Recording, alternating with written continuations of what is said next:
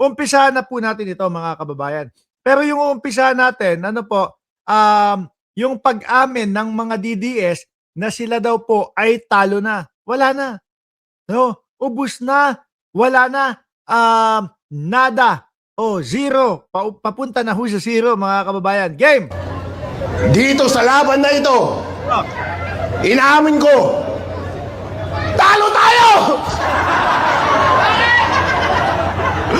Biruin niyo yun.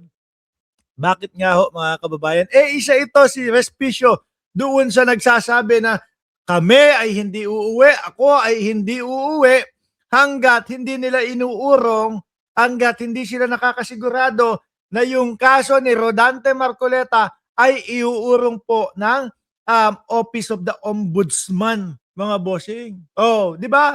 Ano po ang nangyari? Tinuloy pa din po. Kahit na pagkarami-rami, no? Kahit na pagkarami-rami ho, mga kababayan, Diyos ko, yan na naman. Mac Arnel Ercia. Boss Mark, bakit negative 27 na si Bangag? Pakisagot po. Paano ko sasagutin yan kung para sa uto-utong mga DDS lang iyan? Di ba? DDS na uto-uto, naniniwala sa ganyan. Sasabihin, ang daming supporter ni Sara. Ito ngang parally ng Iglesia ni Cristo pa, ilan ang pumunta? 11,000 ang putang ina. Tapos sasabihin ninyo, bagsak si Bongbong Marcos. Baka si Sara Duterte ang bagsak. Okay. Aksaya, tingnan nyo nga ano sabi? Betrayal of public trust po, tawag doon. Saan na naman? Baka doon sa ayaw mag-explain ng confidential funds. Baka yun ang betrayal of public trust. Di ba? Kay Bongbong Marcos nga, kasama nyo itong hinayupak na si Respicio, hindi nyo mapabagsak eh. Kasama nyo yung leader ninyo na si Rodante Marcoleta, hanggang ngayon, hindi nyo pa din mapabagsak si Bongbong Marcos. Kailan pa? Pag-ubos na kayo. Kailan? Tingnan nyo ha. Ito ang nakakalungkot na parte ng buhay ng mga DDS eh. Negative 27 daw si Bongbong Marcos. Ayun. Yung Duterte nila, nakakulong. Negative 27% daw si Bongbong Marcos. Pero ang isinisigaw ng mamamayang Pilipino, ituloy ang impeachment ni Sara Duterte. Si Rodante Marcoleta nakakulong at etong mga susunod, mga kababayan, kagaya nila Respicio, ay susunod ding makukulong. Paubos ng paubos. Kaya yung mga susunod ninyong venue na irerenta, no, ay dapat wag na yung covered court. Ang covered court, kung hindi ako nagkakamali, 500 per ora. Tapos walang pupunta. Kalahati nung half court, nung covered court, kalahati na nga ho, yung kalahati, yung half court, hindi na po mapuno nitong mga ito, mga kababayan. Tapos magpapakalat, negative 27 ang ating Pangulo. Saan? Kaya alam nyo, kaya kayo nasasabihan na uto-uto no? Madali kayong mapapaniwala ng mga kapwa ninyo diyan sa diyan sa DDS. Pagka yung sinabi, negative na si Marcos, ay naku, negative. Kahit wala ng explanation, hindi na nila kukunin yung explanation. Papakalat na agad nila. Di ba, Professor? Muway, tuloy. Bakit? Kasi napakulong yung leader natin! Napakulong daw, yung leader ninyo, Ma'am Erlinda Odulio. Mark, watching from Muntinlupa, pakicheck nga po kung inilipat dyan si Rodante Marcoleta, mga kababayan. Sa Muntinlupa. Ano po ba ang laban ng mga Pilipino ngayon? Ang laban natin ay laban sa korupsyon. Para ilabas ang buong katotohanan. Pero yung Rodante Marcoleta, corruption, plunder, ang kaso. Kasama yung kasama din pala yung isang leader ninyo na si Mike Defensor. nadamay pa yung dalawang kaibigan. Anak ng putik talaga 'tong galawan ng mga DDS. So, ang lakas ng loob nila na magsabi na korap daw po ang gobyerno ni Pangulong Bongbong Marcos. Pero yung mga kasamahan nila doon, mga bossing, ay ano, puro ang kaso plunder, mga kababayan. Oh, sabi, Para ipakulong ang lahat ng nagkasala! Walang nakulong! Sa lahat ng ito, panalo ba tayo o talo? Talo po. Pero nakakaisip na! Dahil nagpapatuloy pa rin ang korupsyon, ang katotohanan ay pinagtatakpan pa rin. flood control. Pinagtatakpan. Tuloy-tuloy ang investigasyon No, yung dalawa lumipat, si Chis Escudero nasa majority at Joel Villanueva. Pero tuloy pa din po ang investigasyon sa kanila, mga kababayan. O di po ba? Ano yung parang nakita ko absuelto si Chis Escudero doon sa COMELEC na pagbibigay sa kanya ni Lubiano ng 30 million. Kasi pwede namang sabihin nyo na galing po talaga yan sa bulsa ko. Pribadong bulsa ko, hindi galing doon sa korporasyon ko. Di ba? Yun. Pero yung sa flood control, tuloy-tuloy pa din iyan.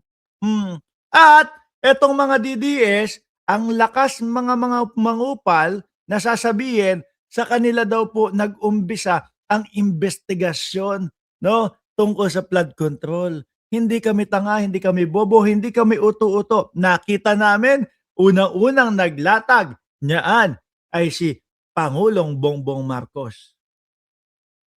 Di ba? Si Pangulong Bongbong Marcos, yung tatay nila dati, alam na.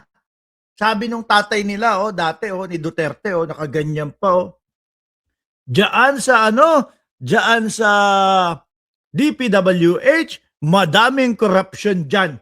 Ganyan, Diyan sa DPWH, hindi, sorry. Fake news kapag kayong parang antigas-tigas kung sinasabi. Kasi kailangan maiportray ko kung ano yung itsura ng dating Pangulong Duterte habang sinasabi yun. Ganyan. Yan, yung parang konti na lang po yan sa DPWH. Madaming corruption dyan. Simula po nung sinabi nung dating Pangulong Duterte yon, ang mga Pilipino umasa na meron siyang gagawing aksyon. Pero ano po ginawa na aksyon? Sa loob ng 6 na taon na panunungkulan, ni isa walang naipakulong ang Duterte administration. Wala, di ba? Kay Bongbong Marcos, ano ginawa? Umulan, malakas na ulan, bumaha sa Pilipinas, nagtaka ang Pangulo. Nasaan yung pinagyayabang ng Duterte administration na 13,900 na mga flood control na ipinagawa nila? Bakit hindi gumagana yon? Sige nga, nasaan yung nagtatanong dyan? Sige nga, nasaan yung ipinagmamalaki ng DDS na 13,900 plus na flood control ng Duterte administration? Bakit umupo lang si Bongbong Marcos, hindi na gumana? Kung gumagana yon, walang baha, di ba? Founder ng Ceresa Force. Kung gumagana yon, hindi ganyang kalupit ang baha. Nasaan iyon? Ano yun? Simula lang nang natanggal o simula lang nang bumaba sa pwesto si dating Pangulong Rodrigo Duterte, hindi na gumana, expired na agad? Yun ang hinahanap. At doon po nag-umpisa si Pangulong Bongbong Marcos, mga kababayan. Sabi siguro sa sarili niya, 13,900 flood control daw ang ipinagawa. Tapos ganito, baha tayo. Sige, imbestigahan. At unang araw, mga kababayan, inilatag ng ating Pangulo yung mga construction company na nakakatanggap ng mga malalaking proyekto ng mga flood control at doon na nga po nakita, Diskaya ang nangunguna. Nasaan na yung nagko-comment? Pinagtatanggol ni Rodante Marcoleta na ngayon po ay nakakulong na dapat daw po maging state witness.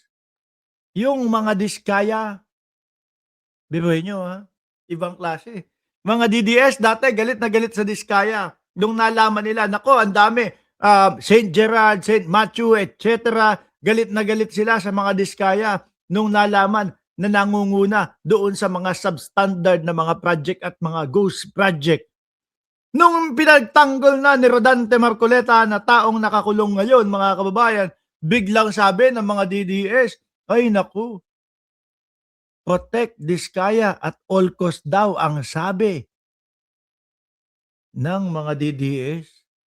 Biruin mo, kitang-kita na nila na ang mga Diskaya isa doon sa mga dapat makulong. Nung pinagtanggol lang ni Rodante Marcoleta na nakakulong na din ho ngayon, mga kababayan, eh biglang wala na. Protect Diskaya at all cost. Hoy! Anak ng putik naman. Sabi kanina, tinatanong mo ko bakit ayaw kong pag-usapan ang flood control. Ngayon, pinag-uusapan ko na ang flood control. Umiba ka na naman ngayon. Saan ba kami pupunta? Lulugar sa inyo. Nakakahiya ang estilo, ha? Mac Arnel Junior, siya. Kaya siguro walang picture. Dahil ganito ang estilo. Kapag ka nako-corner, pag pinagbigyan, doon sa gustong pag-usapan, biglang iiba ng usapan. Anak ng puta naman, mga DDS talaga ito. Kaya, wag na lang maglagay ng itsura. No? Nakakahiya ang mga gagawin.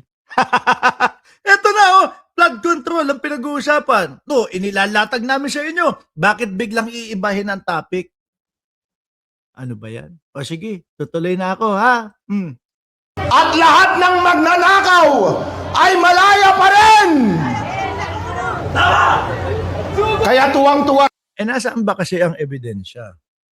No? Kami naman, kung sinasabi nyo si Martin Romualdez, si Bongbong Marcos magnanakaw, latagan nyo kami ng ebidensya. Ito gusto kaya.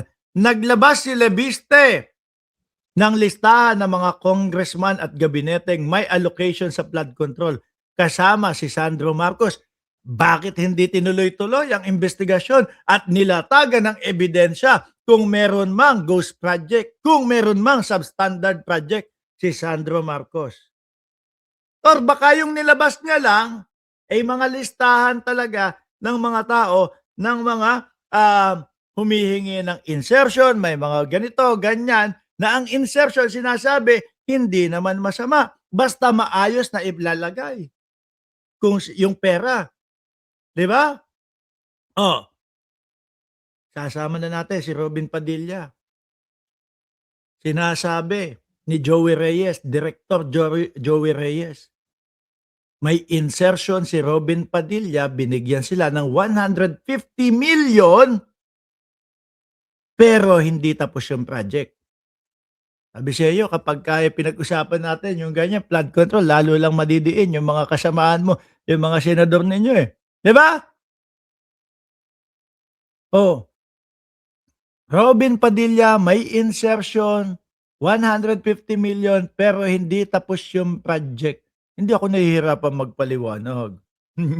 Ayan, tuloy-tuloy pa din tayo nagsasalita. Ayan, sabi ni Professor Moa, may insertion pala si Robin Padilla, napunta lang sa business ng asawa. Nako po, kapag ka ganun ang nangyari, masasama si Robin Padilla sa makakasuhan din. Biruin nyo yan. Mamita, Star Talk, shout out po sa inyo. Si BBM Salot yan, si Rimulya! Kasi panalo siya so far. Panalo daw si BBM so far, Pero kailan ba matatalo si Bongbong Marcos? Matatalo nyo lang yan kung makakapaglabas kayo ng pruweba na totoong magnanakaw si Bongbong Marcos. Kaya lang, ang estilo ho nitong mga ito, mga boss chief amo sir. Ang estilo nitong mga ito, si Bongbong Marcos daw ang mastermind sa flood control. Anak ng putik na yan. Ngayon, paano nyo papatunayan yan? Ganong ang nakikita ng sambayan ng Pilipino ay si Bongbong Marcos yung nangunguna na sugpuin ang korupsyon sa Pilipinas at hagilapin yung mga sangkot dyan sa flood control. Diba? Parang ang hirap ng laban ninyo. Hindi nyo pinag-isipang maigi, mga DDS. Hindi ko alam kung hindi nyo pinag-isipang maigi or talagang walang tinatakbo ang utak ninyo. Biruin mo, Bongbong Marcos, sasabihin nila, si Bongbong Marcos ang nangunguna, ang mastermind niya ang flood control na issue na yan. Tapos, ang nababalitaan natin, si Bongbong Marcos ang naglatag ng mga investigasyon, nagpatayo pa ng ICI. Kung ako, si Bongbong Marcos, tapos, meron akong bahid dungis doon sa flood control, hindi ko yan babanggitin. Kahit 1 minuto, kahit 10 segundo lang. Bakit? Maaari na mahaging ako eh. Maaari na yung mga ituturo ko, etong 15 na construction company na ito, kung ito ay mga nasa ilalim ko at ako ang mastermind ng mga yan, at itinuro ko sila, idiniin ko sila, yung mga diskaya, di ako itinuro din. Tinuturo kami niyang si Bongbong Marcos na kami ang magnanakaw. Siya ang boss namin. Bakit? Hindi nagsasalita yung mga diskaya ng ganun. Kasi walang patunay, walang maipakitang ebidensya. Alisin na ho natin ito, mga kababayan.